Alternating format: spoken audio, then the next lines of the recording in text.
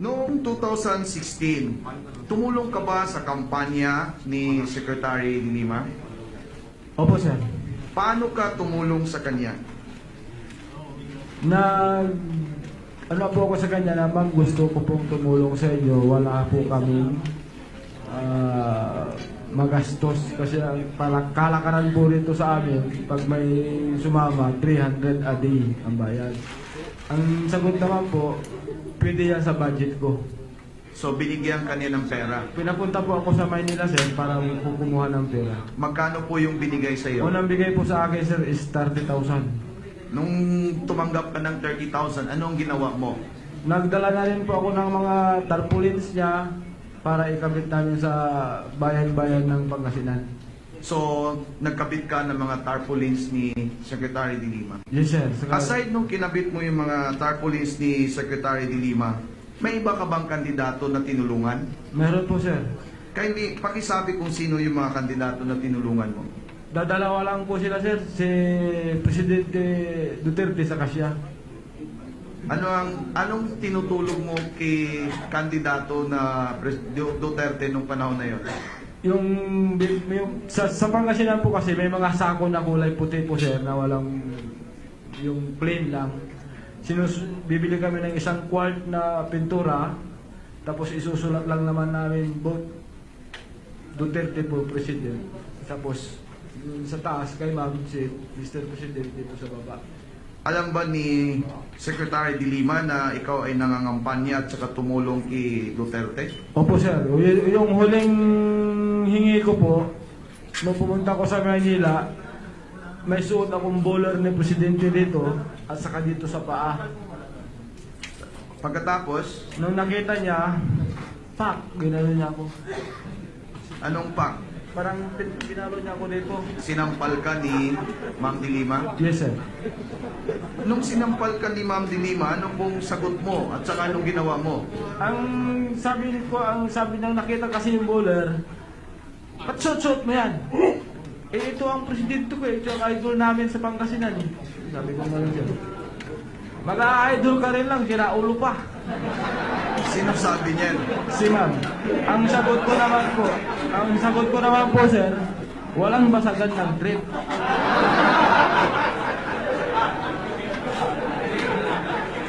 So nung sinabi mo yung walang basagan ng trip, ano ang sagot ni Secretary de Lima po? Punyeta ka.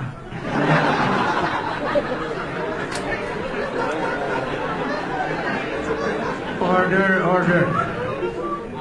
Magandang umaga po sa inyo, Secretary. Good morning, Kara. Okay, Secretary, tungkol naman po dito sa kasong inihain laban kay Senator Laila de Lima. Paano niyo po matitiyak na magiging patas ang investigasyon and may expect po ba natin na maglalabas ng warrant of arrest para sa kanya? Well, katulad ng sabi ko, si Senator de Lima, palagi niya sinasabi na yung mga witnesses ng mga prosecution, puro mga paid yan, bayaran yan, mga tinuruan lang yan, tinakot. Pero kahit sang katiting na ebidensya, wala naman siyang pinipresenta. So at least kami, binibigyan siya namin ng pagkataon. We conducted the investigation. Pero hindi naman siya nagpa-participate. He did not even participate sa Congress. He was given all the time by the House of Representatives to participate. Wala man lang siyang pinadala doon. Kahit yung kanyang representative, he could have gone there and kung talagang inosente siya, dapat nagtanggol siya. But puro drama, puro appeal sa emotion ang ginagawa niya. But never presented a single shred of evidence para patunayan na hausyaw yung mga investigation ng Senado o ng House at saka yung ginagawang investigation ng Department of Justice. Okay. Pero sinabi niyo na rin po yung ebidensya. Kayo po ba, bukod po doon sa mga testimonya ng mga inmates sa Bilibid, Meron pa po ba kayong iba pang ebidensya, documentary evidence, bank records or whatsoever na magpapatunay na talagang nakinabang itong si Senator De Lima dito sa drug trade? Meron kami ebidensya. Hindi lang sa kanya, pati doon sa mga kanyang mga kasamahan. Kina Ronnie Dayan. Anong klaseng Meron ebidensya po, kaming sir? bank records. Bank records. Bank records. Kailan niyo po ito ilalabas, sir? Pagsagot ni Secretary De Lima, may binigyan namin sila ng up to this time na malapit ng matapos. Actually, the next hearing would be, I think, on December 21. Pagsagot niya, isasagutin namin reply affidavit. Pag sinabi niya wala siyang natatanggap, then sasabihin namin, may natanggap ka, ganito. Sige po, sir. Kaya lang kami nahuli. And this is one of the reasons why na-delay ang NBI filing was because as I've told in my previous press cons or previous statements, being a lawyer, a litigator for the past 44 years, 45 years, hindi ako nagpa-file ng house show na kaso. Ang gusto ko, airtight. Ang problema namin is that we have made some difficulties. There's some parang nagkakaroon ng stonewalling doon sa aming request sa AMLA, doon sa mga accounts na hinihingi namin sa kanila. Merong isang instance dyan sa Bilibid inmates. After the galugad on December 15, 2014, nag-request na gagad ang NBI on June 8, 2015 or 22 months ago. Hanggang ngayon, after 22 months, walang ginawa ang AMLA.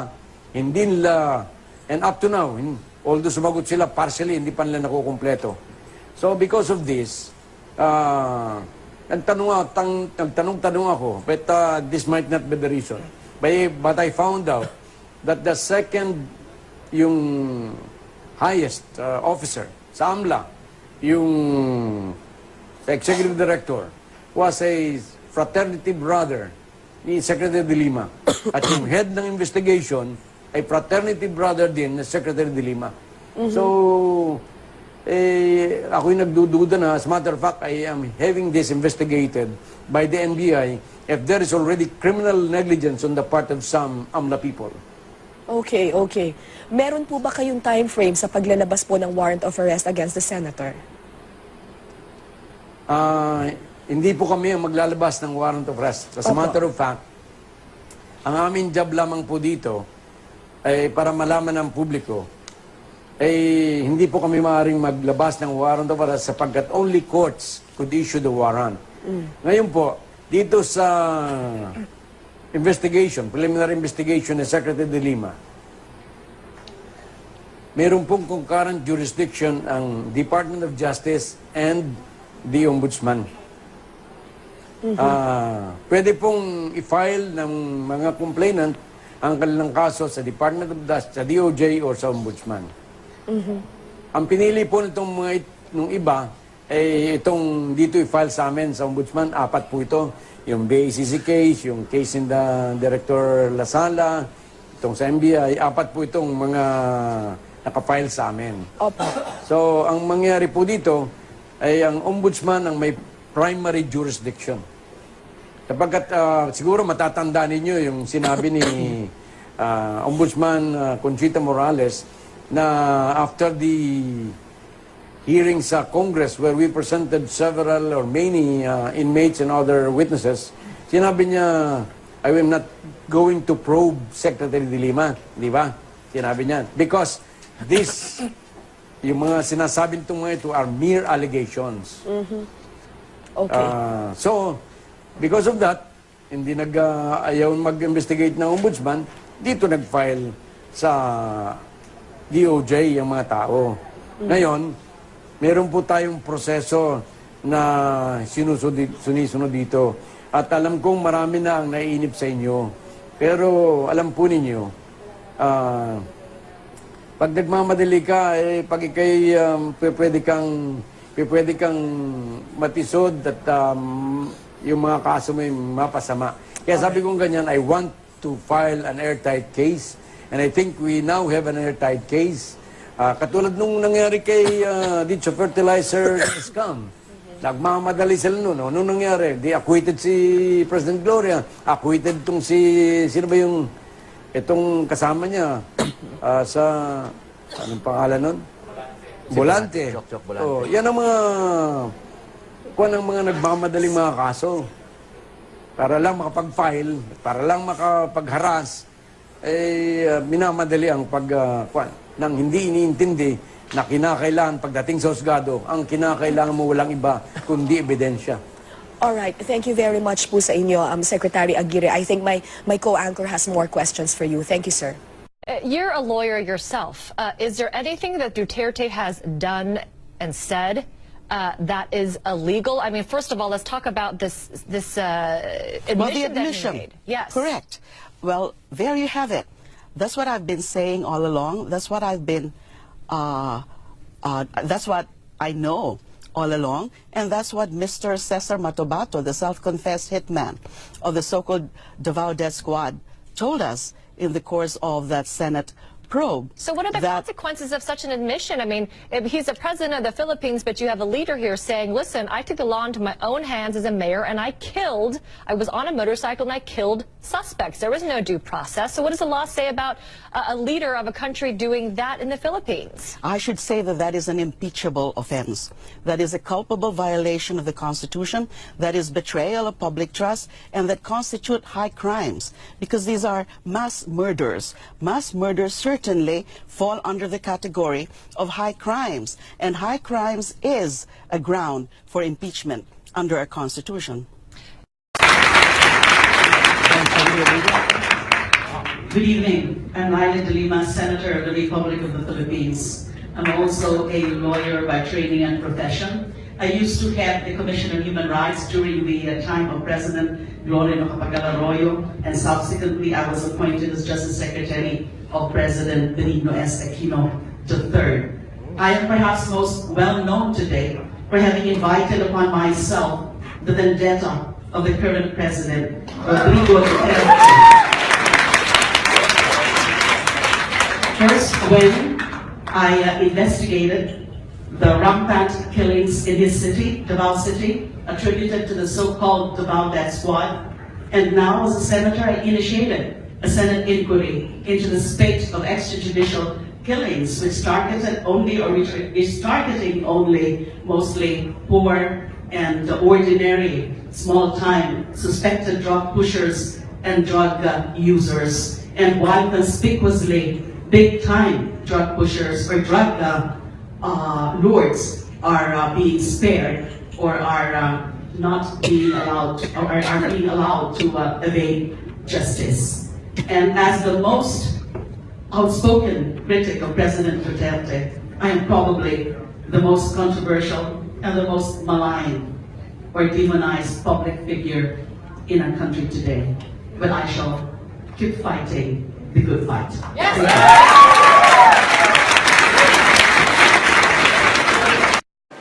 Hi, this is Pia Ontiveros, CNN Philippines. Ito po ang aming isa sa mga bahagi ng aming newsroom dito sa CNN Philippines. I'd like to update you lang, no, kasi merong mga malalaking storya sa araw na ito that we're going to be airing during our 6 p.m. network newscast. Unang-una, merong pahayag kasi si President Rodrigo Duterte noong Monday night, no, tungkol sa mga di umano'y mga killings noong siya ay mayor ng Davao City. Long time mayor siya siyempre, no, ng Davao City.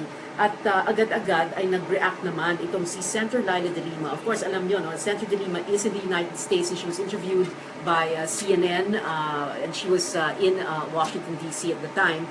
At siyempre, ang sabi niya doon, impeachable daw ang offense na ito. Meaning, pwedeng ma-impeach si President Duterte. Alam niyo naman ang ibig sabihin ng impeachment, di ba? Ang impeachment nagsisimula, ang proseso nagsisimula sa House of Representatives at saka umaakyat, kumbaga, sa Senado o sa Senate. At yung Senate ang gumagawa ng isang trial o paglilitis at sila yung either nagko-convict or nag-clear no, sa taong nililitis sa isang impeachment trial. However, Senator De Lima is saying na itong pag-amin daw di umano ni President Duterte tungkol sa mga killings sa Davao City noong siya ay mayor ay impeachable offense. However, also, yung mga allies ni President Duterte, ang sinasabi nga nila, imposibleng impeachable ito dahil according to, for example, House Majority Leader Rudy Fariñas, ang sabi daw niya is President Duterte can only be impeached for crimes he committed as President. Ang ibig sabihin nun, kung merong krimen umano na ginawa niya as mayor, hindi yon pwedeng maging impeachable offense against him as President. Si House Speaker Bebot Alvarez, na isa ring matinding kaalyado ni President Duterte, Pangulong Duterte, sinasabi din niya that you cannot impeach the President for mere words dahil madalas daw nagsasalita si President Duterte at baka daw naman hindi naman ito talaga, that's not really what he meant. At ang sinasabi nga ni Speaker Alvarez, you need to prove the offense. Hindi pwedeng kung ano yung salita, yung biligkas na salita ng isang tao, ng isang impeachable officer, yun ang maging basihan daw ng impeachment. No? Okay, then there are of course other stories, other issues still swirling around President Duterte. Meron kasing announcement ang Department of Foreign Affairs na hindi naman daw pala kanselado itong pagbisita ng UN Special Rapporteur dito sa Pilipinas. The UN Special Rapporteur is Agnes Calamar. She's on Twitter also, you can look for her there. Dahil a few months ago, sinabi na nga niya na dapat siguro tingnan ng United Nations ang mga di umano'y mga extrajudicial killings dito sa Pilipinas. At several months ago also, sinabi ni President Duterte sa ilang mga press conferences na, sige, pumunta kayo dito, pero dapat patas lang. Kailangan sa isang public forum ihayag ang mga findings at doon sa forum na yon, kailangan pwede akong magtanong din sa inyo. Hindi lang ako kayo yung nagtatanong sa akin, dapat ako makapagtanong sa inyo. Yun ang ginawang mga conditions ng Duterte administration. There was some misunderstanding siguro, no, tungkol dito. At merong earlier announcement na hindi na raw matutuloy.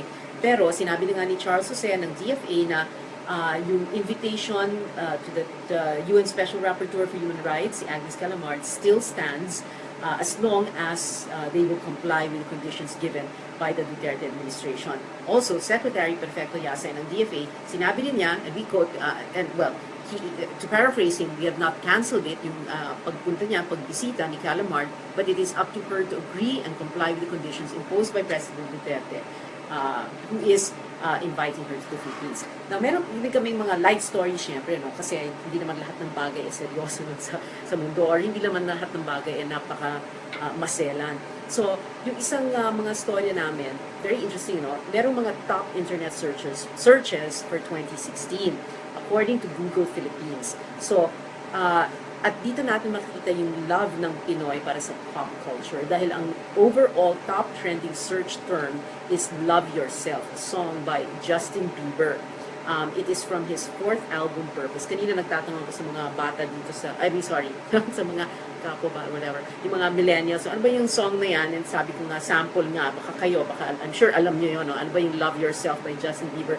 Baka right now, sa mga nanonood sa amin ngayon sa Facebook Live, ilagay nyo sa comments yung mga lyrics, no, ng Love Yourself. Tapos kantayin nyo na rin, i-record yung sarili nyo, tapos padala nyo sa amin. Okay? And then also, si Mikey Bustos, I'm sure you've heard of him, YouTube star and creator, he did a parody of the song highlighting what courtship is, or mga panliligaw dito sa Pilipinas. Now, sa Google Philippines search, mataas pa rin ang interest ng mga Pinoy sa politics, Philippine politics. So of course, ang number one, ang lead top male personality for the year is who else? President Rodrigo Duterte. So of course, we know he won by 16 million votes during the May elections, longtime mayor of Davao City and the very first Mindanaoan ever to hold executive office. Also, P. Alonso Wurzbach was crowned Miss Universe in 2015. She is this year's top trending female personality. So of course, she is the third Filipina to win Miss Universe. And of course, alam naman natin lahat, yung third time's the charm for her. So those are 3 stories, 3 big stories, pero marami pang ibang mga storya. The reason why we do this Facebook Live, kasi gusto namin kayo makausap, no? Kasi syempre sa TV, medyo one way, no? Sa regular, kumbaga, no? Regular mainstream media, medyo one way syempre communication. Pero dito sa amin sa CNN Philippines, we believe na we should be able to listen to you and to hear what you're saying. So, padala kayo ng mga comments, your opinions, your thoughts about all these stories and more, and then watch at 6 p.m. Network News. Nung dumating na sa Trillanes, nagdidipa na yan at nagsisigaw na. Sino ba nag-walkout? Itutuloy ko talaga eh. Sila nag-walkout eh. Ano ba ang ibig sabihin nung sinasabi nila na nandun? I-confront natin ang testigo. Dahil pagkakataon na. Very serious. Kidnapping with ransom na pinatay. Pinatay yung tao, hindi pa nakikita yung tao hanggang ngayon. At ang kasama na tinuturo ng NBI, hindi ito mga pulis, iba ang kasama niya. Pero siya, ang tinuturo niya, na binikti niya, at pagkasipay laban sa kanya na hindi niya na makonfront siguro, natakot na siya, yung si Art Lascanos, sinabi niya, hindi ho kasama niyan. Inang pulis ang nagsabi, sir, hindi pa ho kami pulis. Yung ibinibintang nila sa amin nangyari, hindi kami pulis. Marami ng kasinungalingan. Sobrang ang pasensya namin. Sabi ko, pagbigyan natin. Nung sumobra na, lumakad, ano pang gagawin natin yan? Pero Senator, sabing ganyan nila, na sabi ni Senator Trillanes kanina, parang nagulantang daw kayo kasi you wanted the confrontation dahil in-expect nyo na hindi mapipinpoint ni Matubato yung mga witnesses. Pero nung witnesses mismo nagsabi na kilala nila si Matubato, so parang nataranta daw kayo.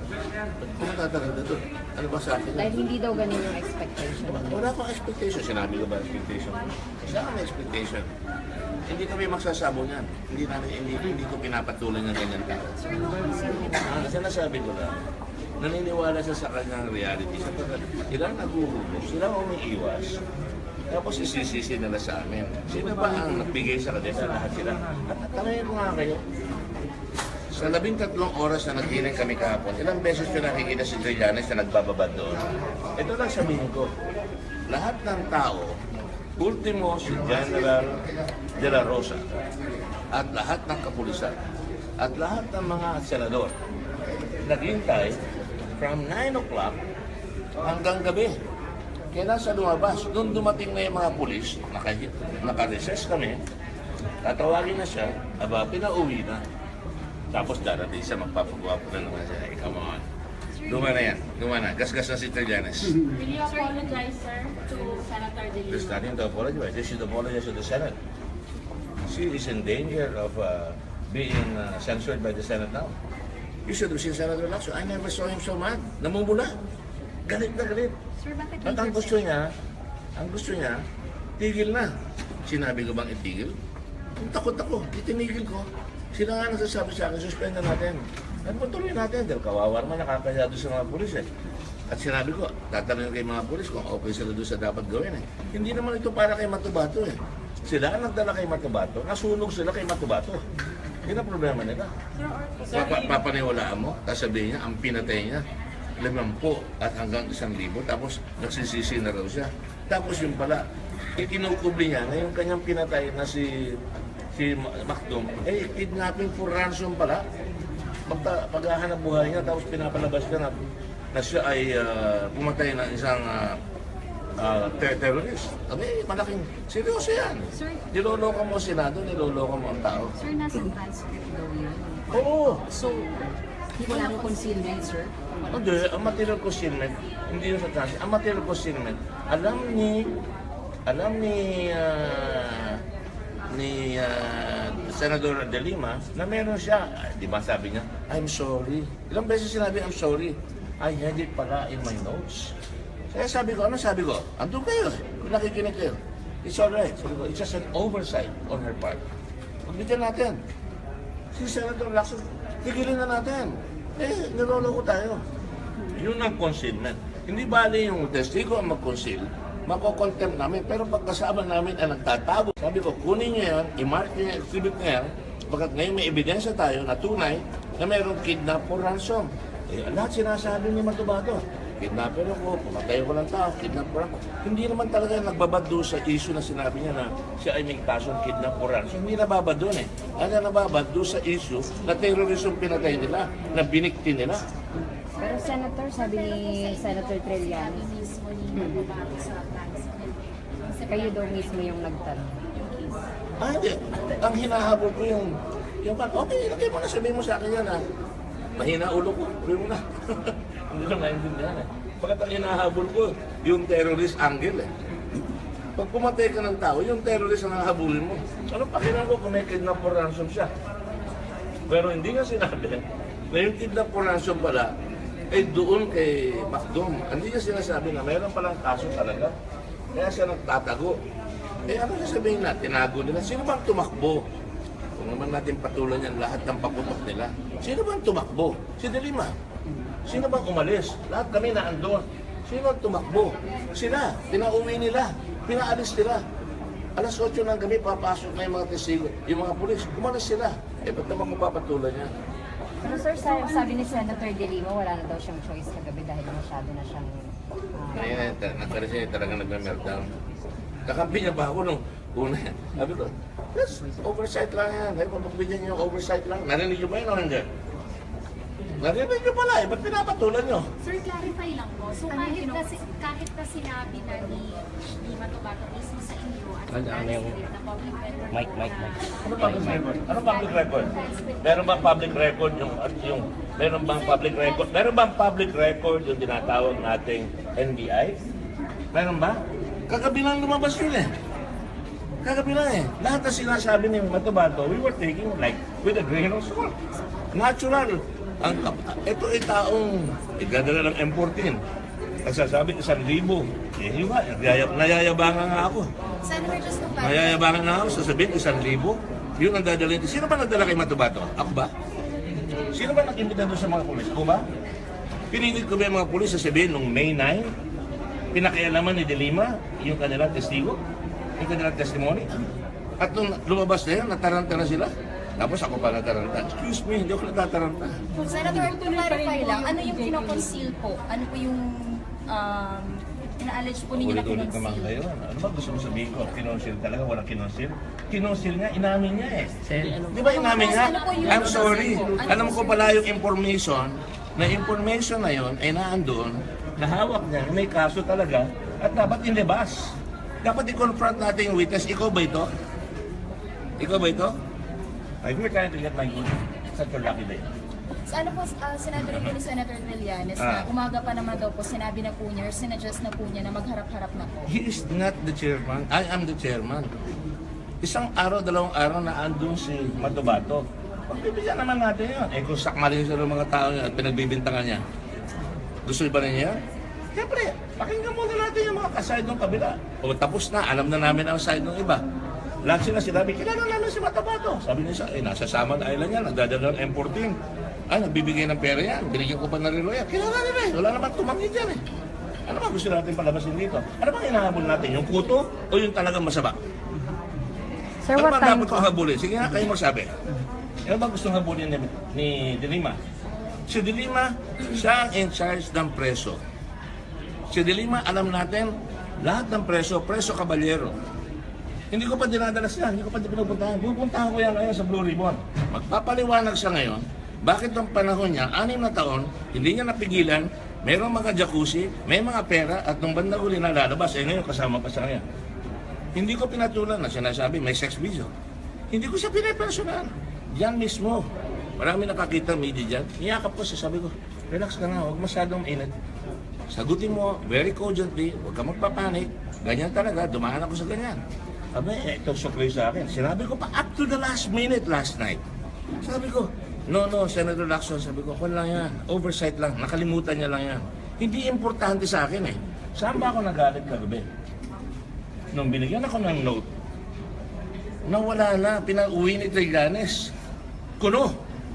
Pinalabas si Trillanes, nung lalabas na, yung NBI na report, lumabas na sila. At alam nila, basag na yung paksiw nila. So ano magiging sunod na ako? Hindi diretso pa yung Hindi na importante sa Matubato. Huhulihin na yan ng kidnapping for ransom. Huhuli na yan. Hindi dapat pinapatulan yung mga ganyan. Ano, binabaso sa Senado? Did I say that? Did I say that? I didn't say that. I said, tutuloy ko, dahil ang hinahabol ko, yung dapat gawin. Ano ba, ilang ulit ko sinabi yan? In aid of legislation. Huwag niyong paliwalaan yung gusto niyong ipilit for a headline. I'm sorry, ha?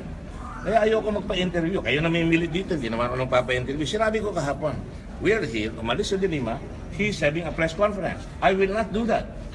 Pagharang ko dyan, hinarang na ako dyan. Sige na siya, sandali na to, sandali. Ngayon na naman, hinarang niyo ako. Ayoko kasi ang gusto niya, magsabong kami. Sorry, I am already 71 years old. I have no ambitions except to serve my country. I have done that all my life. And I'm sorry, I'm not after the headline. Maybe Trillanes is, go ahead, have his headline.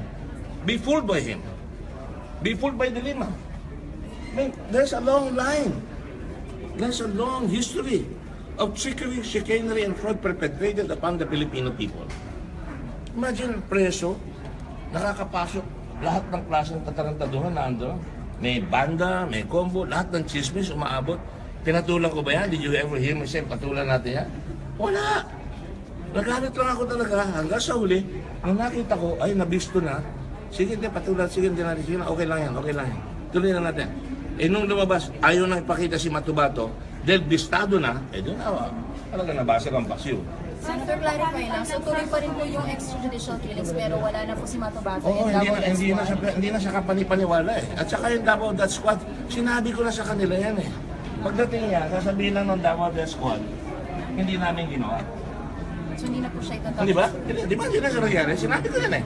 Pagdating ng Davao Death Squad, ay, hindi kami yan. Hindi namin alam yan. O, sige. Anong sabi ko kagabi? You have to present corroborating evidence that these people are involved in killing and murder. Wala naman silang pinadala eh. My case is not the Davao Death Squad. My case is to find out whether injustice are being perpetrated, and if there is no evidence, my case is to make sure, una, ang pulis dapat magpaliwanag ng mga extrajudicial killing na sinasabi. By the way, it's not extrajudicial killing. It is simple murder. Alright? Dapat, papakita ko sa inyo. Alam niyo, nagpupuyat kami rito. Papakita ko niya, bawat kada probinsya, alam namin ang pinatay. We took the numbers. Di ba dapat tatalingan niyo ang pulis? Kung anong ginagawa mo dyan sa provincial director na yan? Namatay dyan, halimbawa sa Cebu, 82. Hindi ba dapat hulihin niyo yan? Hindi ba dapat hulihin niyo? Sabihin niyo, tigilan niyo, yung namamatay dyan, na 82, paliwanag mo, ikaw ang police chief dyan, ba't wala ka nagagawa? Yun ang pakay natin. Di ba? O dito, sa Caloocan, 62 namatay. O, paliwanag nyo, bakit 62? Walang solusyon. Pinagpipilitan nyo sa akin si Trillanes, is inconsequential. I know his record in the Senate. And I don't want to be personal. He wants to be personal. I'm not going to be personal. I've got bigger fish to fry. Sir, magkakokos pa rin ba kayo ngayon? Mag-usap naman. Hindi lang naman yan. Pag-uusapan namin. Pag-usap na kami ni... Kung masunod yung mga kasama ko, cancel na yung hearing altogether. Tigil na. Sabi ko, hindi pwede. Ilalabas natin yung we will have to prove that this Senate is in rule of law. Kung ako hindi parehas, ano sinabi ko kahapon? Tinira ko ang presidente. Masakit yung palo ko sa kanya. Welcome to the PI. Wow, PI. O, di ba? Sabi ko, hindi pwedeng ganyan. At sinabi ko sa mga New York Times na lahat kayo, pakinggan nyo. May Senado rito, the government is working, we're checking on all these killings, and we're going to come out with a report. Yan ba? Ibig sabihin, there is no rule of law? Kung sinabi ko, exonerated lahat, wala. Sabi ko kay Bato kahapon, naawa ko kay General, naawa ko na, nahiya ako That's the word. Then he stayed. At sabi ko, kinagalitan ko na siya. Dapat pinapaliwanag nyo. Ikaw, General, ikaw ang IAS. Bakit hindi pwedeng habang buhay? Sinesearch mo kung yun ay tama sa lugar. Ilan ba nahuli nyo? 100 out of 700 ata sa nabit. Ano ba gusto natin? Ano ba gusto natin para sa tao natin? Di ba yan ang gusto natin? Huwag mamamatay ang tao. Di ba gusto natin ang pulis huhulihin yung mga nagpapatay ng tao? Kung hindi nila ginagawa yun, kalaban natin ang pulis. Kung hindi ginagawa ng pulis yun, Matubato is talagang para tayong niloko lang, tinapunan tayo ng exciting, Lahat yan, nandun ako, mamatay, nagpapatay ako ng tao. Bas paniniwalaan natin? I took it with a grain of salt. I am a litigator. I'm a lawyer. I am not stupid. Maybe they think the rest of the people are stupid. Maybe they think they can fool all the people all the time. But not us, not the Senate. Saan may tutuloy? Sino pa pong ibentahan natin sa mga Ay, yung mga polis. Oo, meron nyo. Gusto mo, kutuloy ko si Matubato, sasabihin ko, dadalhin ko yung nanay. Kayo naglabas sa TV niya, nakita ko lang. Sabi yan, hiningan kami ng ransom. Yung pumatay kay Macdon, hiningan kami ng ransom. Oh, trabaho na ng pulis yun, hindi ko na trabaho yun. Alright? Sir, do you insist na kung mga kasama niyo na isuspend? Mas marami Ay, hindi. Alam mo, dito sa Senado, yung chairman, pinagbibigyan nila. Nakita naman yung sinabi ko, tutuloy ba natin ito? Gusto ko tapusin na ito. Saan ba kayo nakakita ng Senado na 13 hours on a committee? 13 hours! The day before, doon isang araw, it was about 6.5 hours. Seryoso kami dito, hindi kami naglulukuhan. Yung bang i-reward nyo sa akin na pag-aawain nyo kami, sasabihin namin, oh, papatulan ko si Trillanes. Hindi ko papatulan si Trillanes. He's not out there to prove the truth. He's out there for his publicity. Hindi, pahala siya. Okay sa akin. Sir, you want the hearing to continue, pati po ba dun sa BDS? Yes. Meron na kami. Wala naman na-prove eh. Wala na-prove eh. You all heard them. Sabi ko, ilang pulis sabi, Sir, hindi pa naman ako pulis. Paano naman ako makakapatay ng tao dyan? Sir, wala kami dyan. Sir, Matubato is based in Samar. Actually, hindi nyo alam. Tinatawagan ko si Mayor Rontalon kung buhay pa eh. Pari yun eh. Doon siya nagsimula eh. Pero sir, paano nyo ipo-pursue yun sa BDS kung sa tingin nyo non-existent? Hindi na, wala na. I have to pursue. I have to make a decision. That's pursuing it. Ang sasabihin ko, there's no proof. And therefore, if there's proof, I will follow through. Ang hirap sa kanila, they conclude. Hindi pa nyo napapansin pag nag-cross-examine sila. Concluded na eh. Patingnan nyo. Ayan, napatunayan ko na. Natatawa ako, gusto mag-abogado nitong na-train natin na sundalo kanin eh.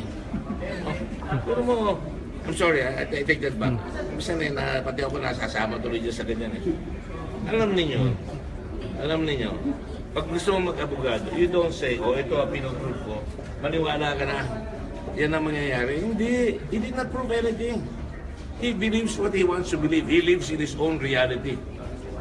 He cannot do that. Ha? Kilala mo naman si Trillanes, di ba? Idol mo yun. Ano ba? Ala, hindi na naman ako nakapagtrabaho doon. Hindi talaga. Ay ayaw ko na makipag-usap eh. Sige. Ako, ito na naman tayo. Come on. Did I do anything wrong? She should apologize to me because I was liberal with her. All the while. Totally liberal. Did I say stop it? Did I say no more? What did you hear me? Go on, go ahead. I'm sorry, I'm exhausted. Oh, they're giving you their minutes. Go ahead. Sir, pinagtulungan din niyo daw. Opo, sabi nga. Sa panaginip nila. Secretary of Justice, pagtutulungan. Natataka nga ako kung paano nga nangyari yan eh. So walang sorry po. Walang sorry. Hindi ako sorry ang walang kasalanan. Sila dapat ang mag-sorry sa Senado. Mag-sorry sila for what? Unparliamentary conduct. Unparliamentary conduct. Yes, unbecoming a senator. We are truthful to one another. If we cannot be truthful to your own colleagues, if we try to mislay the investigation, you should be liable. You should be sorry. So yung subject ng parliamentary Oo, alam ko na yung bitag mo. Yes. Nakagating ko yan. Yes. You are responsible for everything that you say or do. yung walk-ups are unparliamentary. Unparliamentary din. Anong discipline pwede? Tanangin nyo ng Senate President. Would you recommend it to the Senate? No, I will not. Papatulang ko pa yan. Napalalakihin ko pa. Hindi na. Malaki na sila masyado. Okay? Okay, sir. Thank you! Sorry! Alam ko naman, inaasal ko ako dito dyan.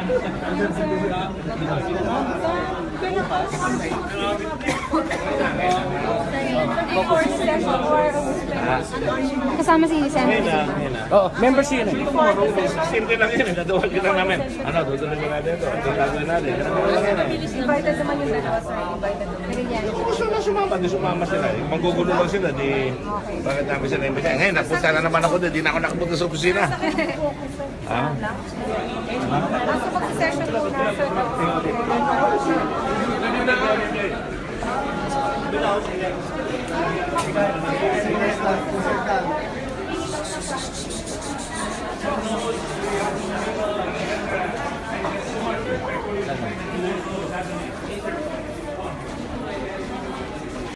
Walang extrajudicial killing sa Pilipinas. Ito ay ayon sa inilabas na resulta ng investigasyon ng Department of Interior and Local Government ngayong araw kaugnay sa umano'y human rights violation ng mga pulis sa isinasagawang operasyon kontra iligal na droga.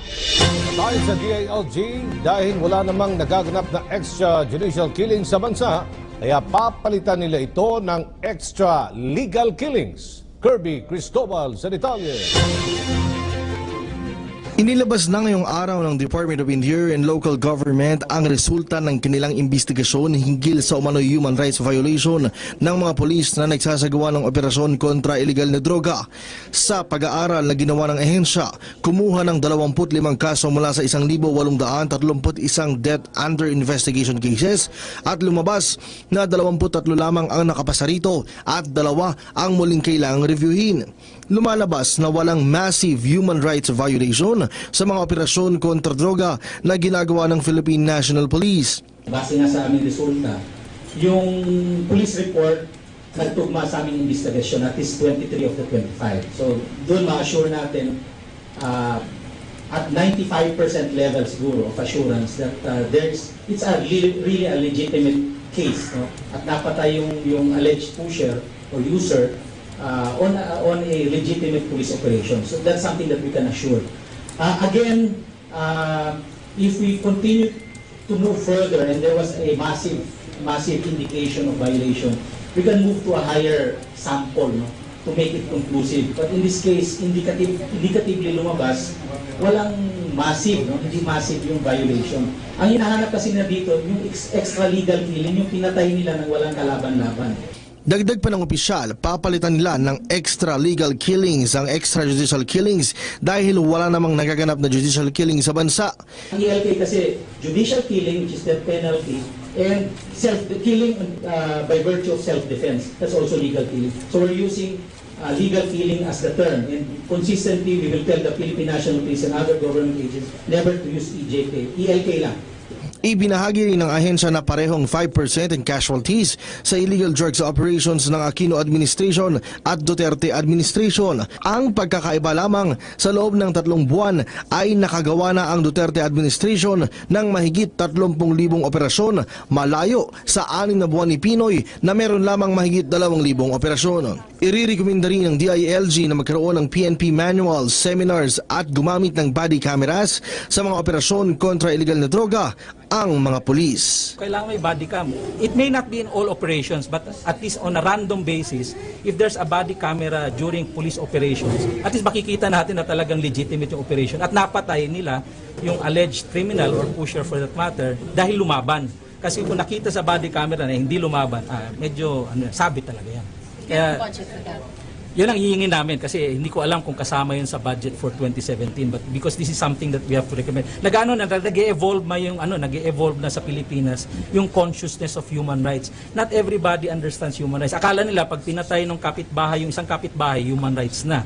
Human rights, the discussion of human rights really is a technical term. It's a technical discussion. Hindi yan yung, sinaktan mo isa, human rights na kagad. That was the old term. No? But right now, because it's part of the documents signed in the Universal Declaration of Human Rights, and we have several conventions upholding it. In fact, ngayon, ang latest nga is pag human rights defender ka, ang tawag sa human rights defender, ikaw ay tao na ina-uphold ang karapatang pantao sa bayan mo, you're considered a human rights violation. Pag defender, no? Pag hindi ka pinotektahan ng ating state agents at may nangyari sa'yo, that's already considered a violation of human rights. That's the latest in, kumbaga, human rights technology.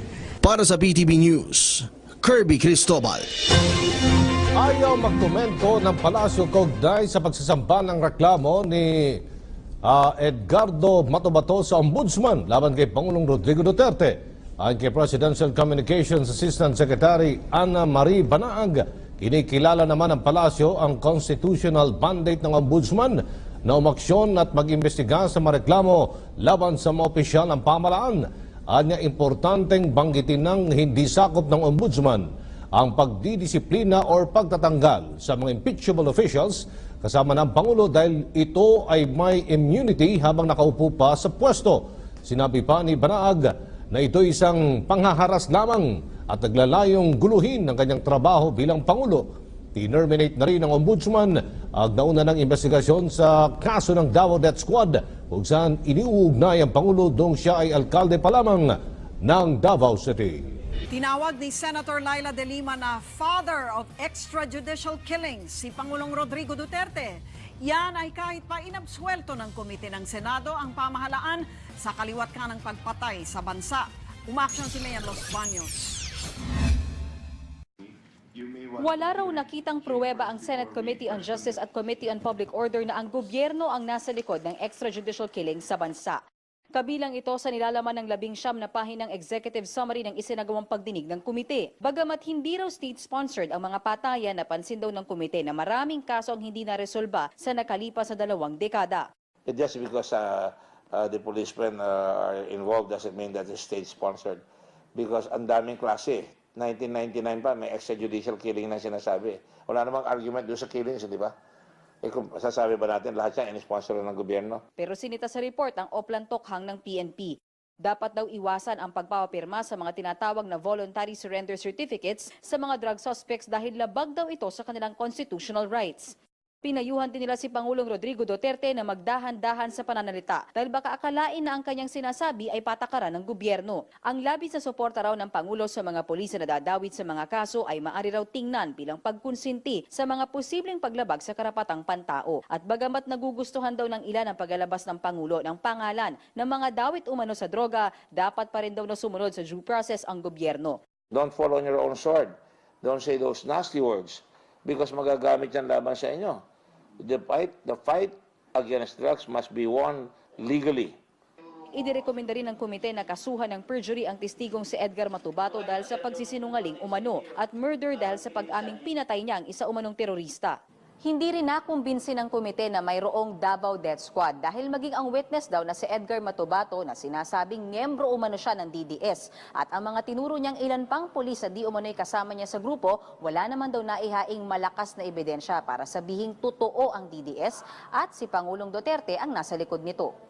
Si Senador Antonio Trillanes dapat daw managot dahil sa pagtatago kay Matobato noong panahong kailangan siyang paharapin sa pagdinig. Habang si Senator Laila de Lima sinita dahil sa pag-walkout noong hearing. Sagot ng Senadora, sumentro raw ang hearing sa politika at paninira sa kanila ni Trillanes. Dapat nag-exert ng extra effort yung committee in looking for more witnesses. Hindi yung nag-focus dun sa pagsira kay Mr. Matobato and yung pagsira rin sa akin at kay Senator Trillanes. Why would that committee report again talk about the alleged bad behavior?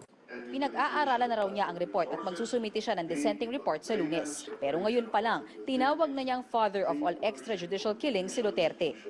I'm talking about the DDS experience. I'm talking about the Matobato testimony.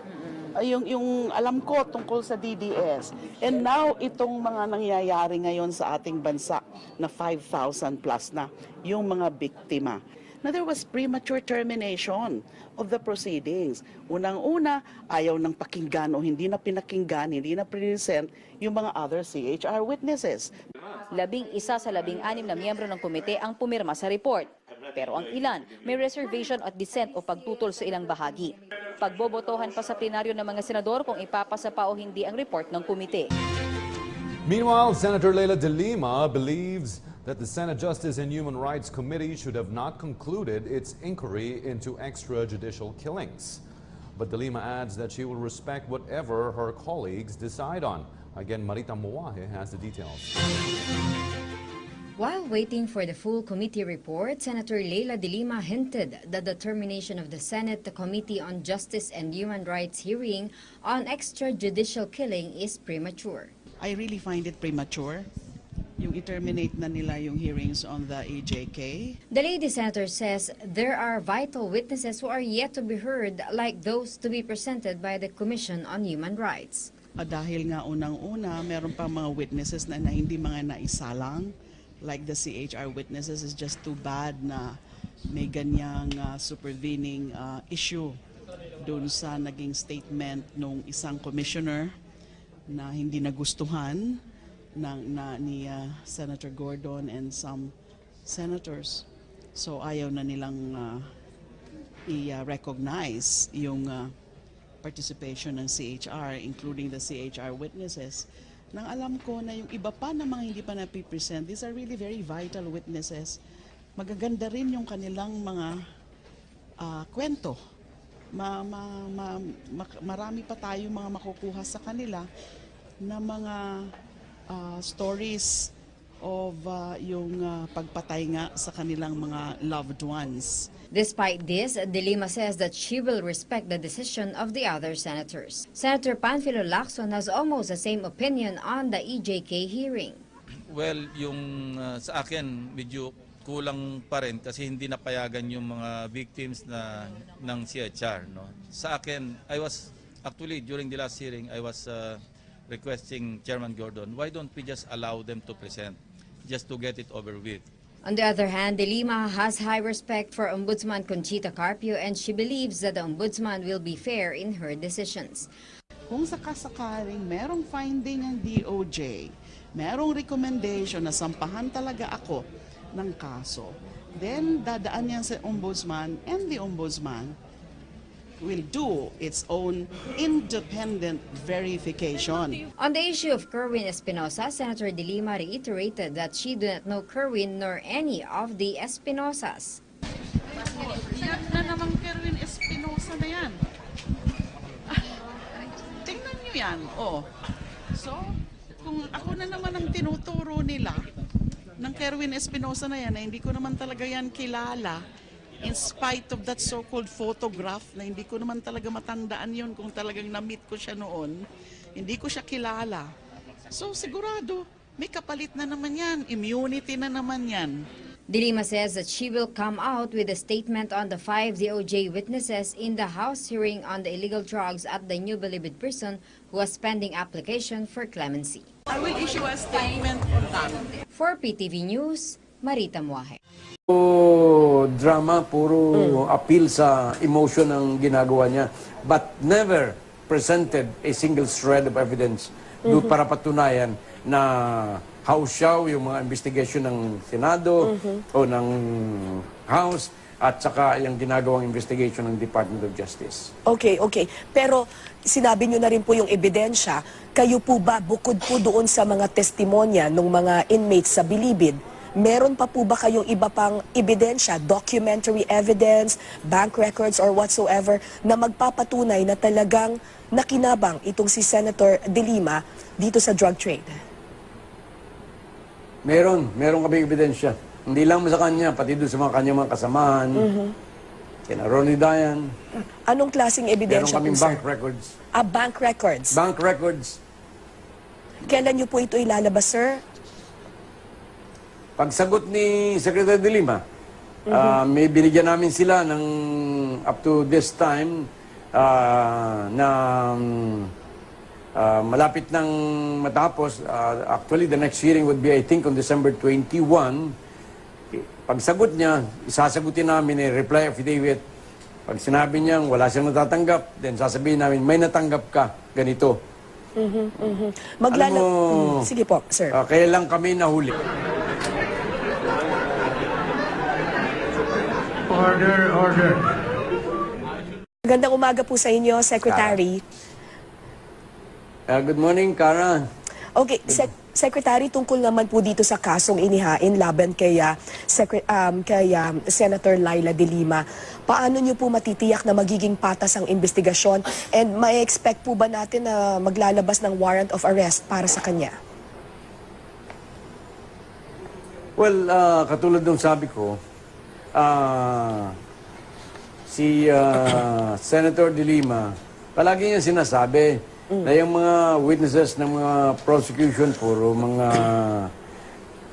paid yan, bayaran yan, mga tinuruan lang yan, tinakot. Pero kahit sang katiting na ebidensya, wala naman siyang pinipresenta. So at least kami, binibigyan niya namin ng pagkataon. We conducted the investigation. Pero hindi naman siya nagpa-participate. He did not even participate doon sa Congress. He was given all the time by the House of Representatives to participate. Wala man lang siyang pinadala doon. Kahit yung kanyang representative, he could have gone there and kung talagang inosente siya, dapat nagtanggol siya. But puro Bibili kami ng isang quart na pintura, tapos isusulat lang naman namin both Duterte po, President. Tapos sa taas kay Ma'am si Mr. President dito sa baba. Alam ba ni Secretary De Lima na ikaw ay nangangampanya at saka tumulong kay Duterte? Opo sir, yung huling hingi ko po, nung pumunta ko sa Manila, may suot akong bowler ni Presidente dito at saka dito sa paa. Pagkatapos? Nung nakita niya, pak, ginalo niya ako. Anong pak? Parang ginalo niya ako dito. Sinampal ka ni Ma'am De Lima? Yes sir. Nung sinampal ka ni Ma'am De Lima, anong pong sagot mo at saka anong ginawa mo? Ang sabi niyang nakita kasi yung bowler, ba't suot mo yan? Ito ang presidente ko, ito ang idol namin sa Pangasinan. Sabi ko naman siya. Mag-idol ka rin lang, sinaulo pa. Sino sabi niyan? Si ma'am. Ang sagot ko naman po, sir, walang basagan ng trip.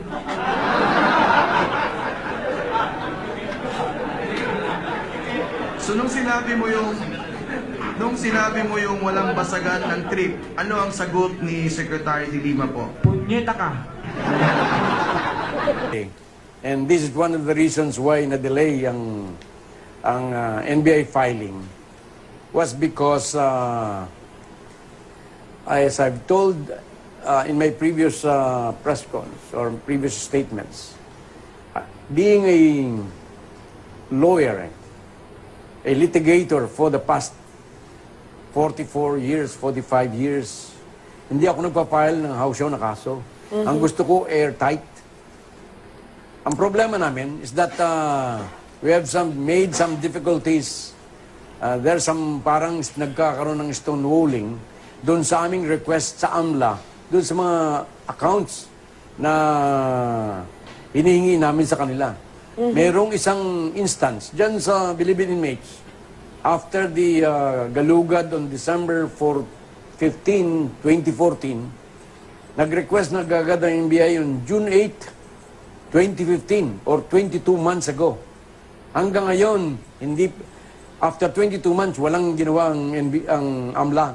Hindi nila, and up to now, although sumagot sila partially, hindi pa nila nakukumpleto.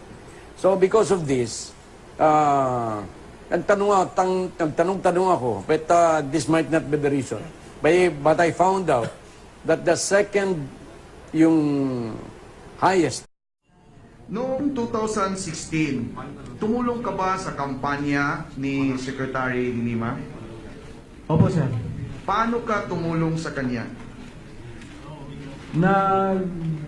Ano po ako sa kanya naman, gusto ko pong tumulong sa inyo. Wala po kami magastos kasi kalakaran po rito sa amin pag may sumama 300 a day ang bayad. Ang sagot naman po, pwede yan sa budget ko.